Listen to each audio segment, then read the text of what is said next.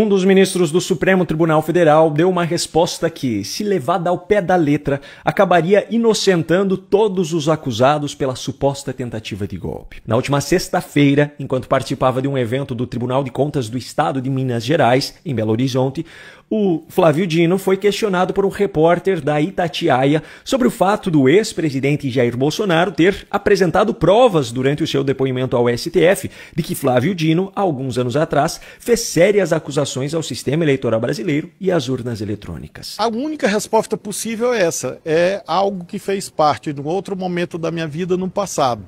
E como é um caso concreto, eu infelizmente não posso me referir a essa circunstância. São fatos de mais de 15 anos ou de 15 anos atrás, que tem a sua explicação naquele momento, na tecnologia então existente, antes da biometria e antes de outros mecanismos de auditabilidade que foram desenvolvidos. Agora, evidentemente, todo réu, todo acusado tem o direito de ampla defesa e qualquer réu, qualquer acusado pode e deve dizer o que quiser em sua defesa, já que ele vai ser julgado. É claro que isso não pode ser cerceado, jamais foi cerceado. As pessoas são livres, nesse caso, para se defender. O senhor mudou de opinião, então, sobre essa questão das urnas? Na verdade, não foi uma questão de opinião, as urnas é que mudaram.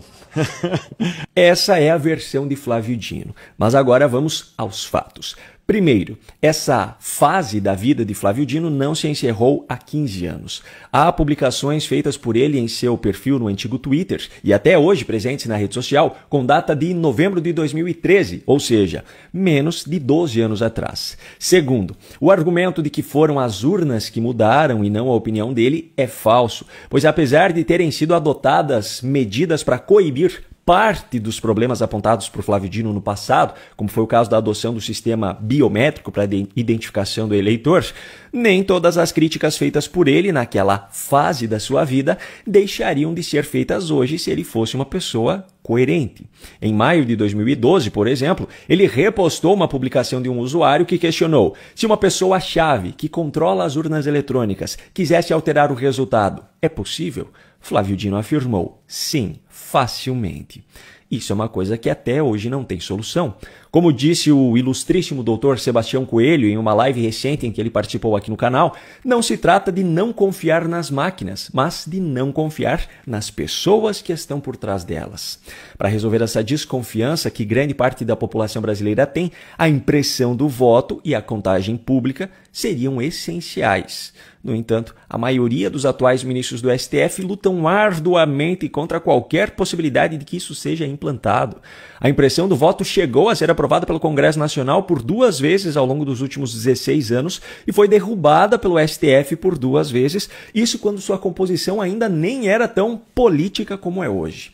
Enfim, o ponto-chave aqui é: parte das acusações feitas por Flávio Dino no passado não foram solucionadas por mudanças no sistema, então o argumento dele de que não mudou de opinião é falso. Agora, o terceiro ponto. É sério que Flávio Dino considera como um argumento válido a afirmação de que isso fez parte de um outro momento da vida dele no passado? É sério que ele acha que faz sentido que hoje ele julgue pessoas pela prática de supostos crimes, que na verdade não são, de acordo com a legislação brasileira, mas de supostos crimes que ele próprio já praticou alguns anos atrás? Se o que foi feito no passado não importa para o presente, então é muito simples. As acusações que são feitas contra todos os acusados da suposta tentativa de golpe são de coisas praticadas no passado. Um passado mais recente quando comparado ao mencionado por Flávio Dino, mas não deixa de ser passado. Se o argumento do ministro é válido, então bastaria as defesas dos acusados alegarem que tais práticas fizeram parte de um outro momento da vida dos acusados. Pronto, resolvido.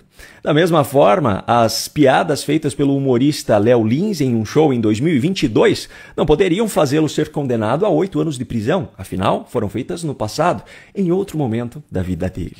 A frase que Débora dos Santos escreveu com batom em uma estátua na Praça dos Três Poderes no dia 8 de janeiro de 2023 não poderia levá-la a uma condenação absurda de 14 anos de prisão, afinal, a frase foi escrita em um outro momento da vida dela, no passado. E sabe o que torna tudo isso ainda mais ridículo? Esse mesmo princípio poderia ser aplicado a assassinos, estupradores, ladrões, corruptos, etc. Mas não, eu não fiz isso. Eu citei apenas 3 exemplos aqui e esses 3 exemplos têm uma coisa em comum. Nenhuma das pessoas acusadas ou condenadas praticou os crimes pelos quais foram ou estão sendo julgados. Todos esses casos são embasados em narrativas militantes. Então o argumento ridículo de Flávio Dino, na verdade, serviria apenas para trazer um pouco de justiça em meio a tanta perseguição. No entanto, como eu falei lá no começo, não é assim que as coisas funcionam no nosso país. Aqui, os pesos em cada lado da balança não são definidos pela lei, mas pela visão de quem tem o poder de tomar as decisões.